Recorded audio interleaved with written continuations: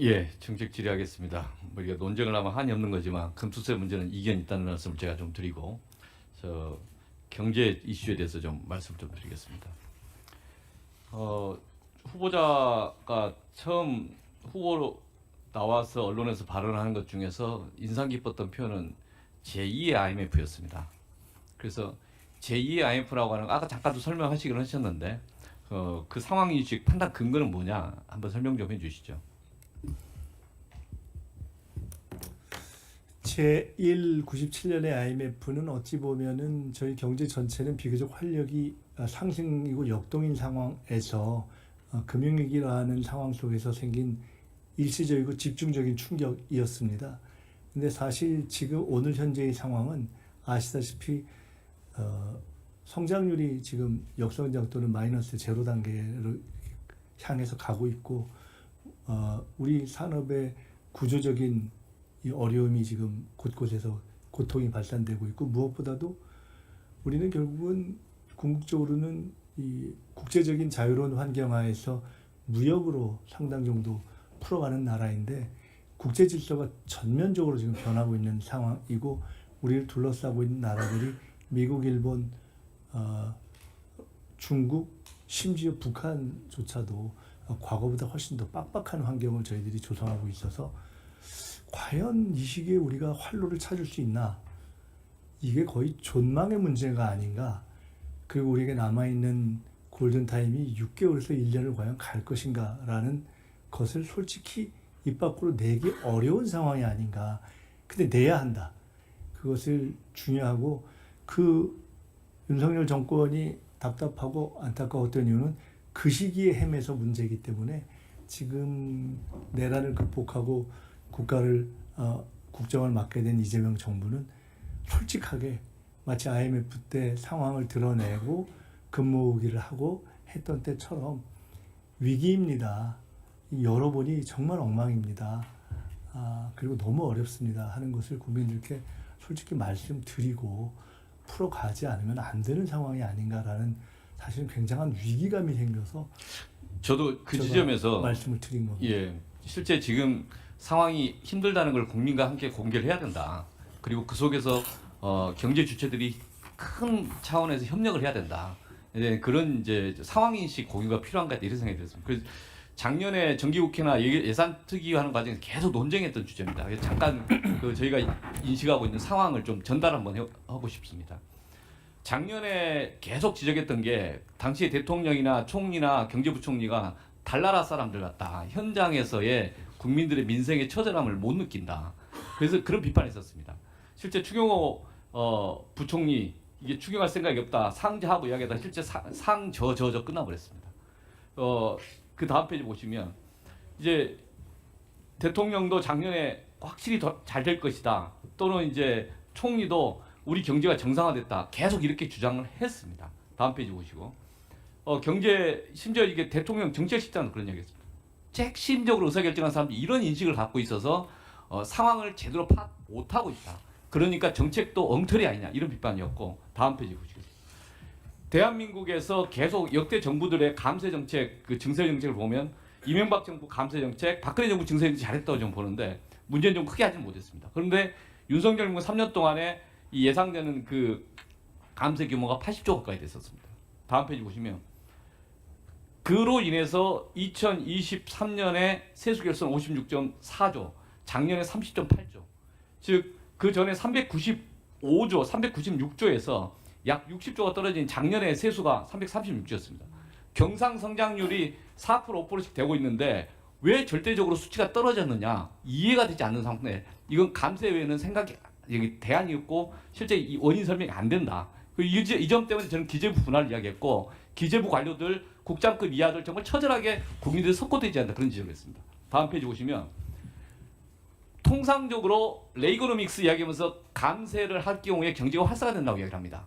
그렇기 때문에 일정 시기가 지나면 전체 세수 기반이 확대되고 증대될 거라고 이야기합니다. 그런데 감세 정책을 3년 동안 했는데 3년 내내 경제 성장률이 떨어졌어요.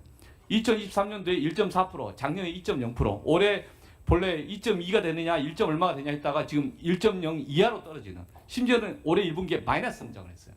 그러니까 이 상황 속에서 보면은 감세 정책이 있지만 감세 정책이 경제 활성화에 아무런 효과가 없었다. 그러면 한 번 더 물어볼 수 있죠.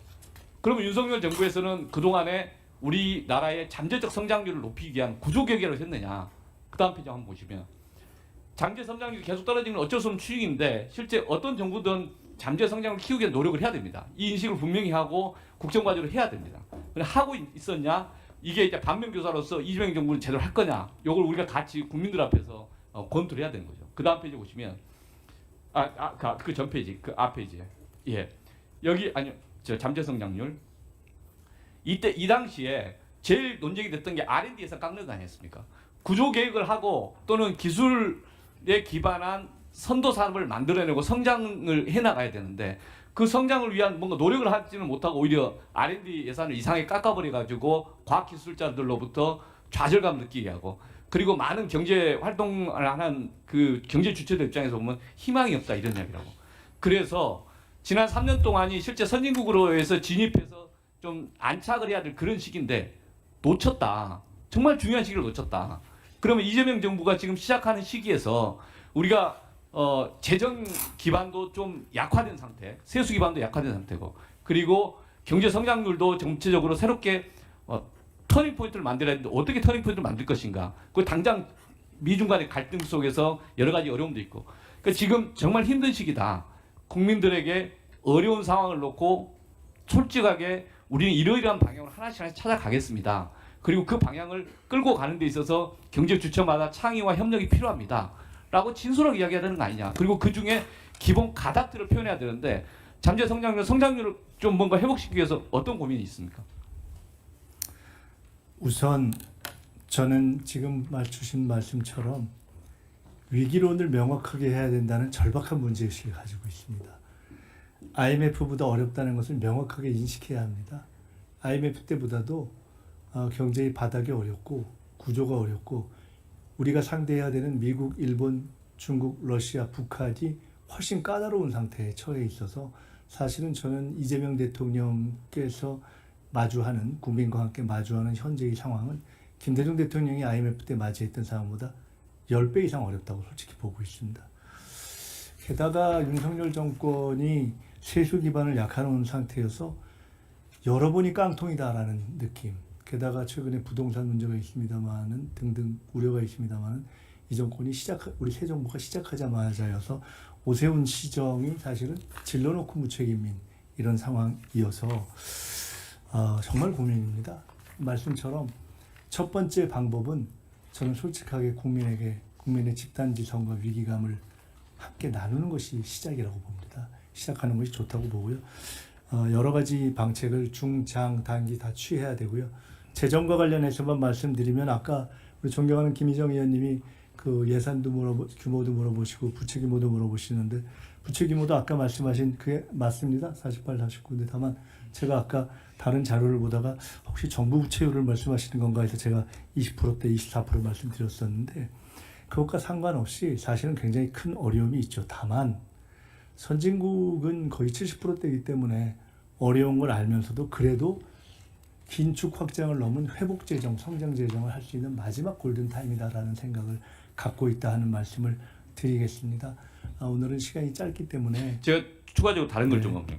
그 실제 지금 저는 제안입니다. 한번 정부에서는 함께 계속 고민해 주십사 하는 건데 세수 기반 확대해야 된다. 그걸 국정 과제로서 계속 가야 된다. 저 여러 군데서 이야기했고요. 지금 무리한 감사하면 안 된다. 이런 말씀이고 두 번째로 지금 적극적 재정해야 된다. 지난 2023년, 2024년 적절한 재정의 역할을 해야 되는데 못했다. 그런 비판하는 거고. 다음 페이지 한번 보십시오. 화면을 좀 바꿔. 그 다음 페이지. 우리나라가 지금 필요한 게 기업 부채는 IMF 이후에 많이 개선됐습니다. 가계 부채냐 정부 부채냐 정부 부채도 선진국 평균 비교해 보면 108%인데 대한민국 52.4% 아까 48.5 대략 이 숫자 왔다 갔다 합니다. 가계 부채가 제일 문제입니다. 가계 부채가 100%에서 지금 89, 90% 왔다 갔다 하는데 그로 인해서 민간에서 소비가 위축되기 때문에 이 문제 풀어야 된다. 이 지점에 대해서 뭔가 좀 일관된 고민을 해야 되는데 실은 금융 관료들 그다음에 은행권들 전부 다 그 이자놀이 과정에서의 서민들의 그 뼈아픈 삶을 잘 못 느낀다. 작년 1년 내내 비판했습니다. 은행들은 50조, 60조씩 이득을 얻고 있는데 그게 변동금리나 고정금리였으면 안 그랬을 거예요. 미국은 5% 기준금리가 성장했는데 대한민국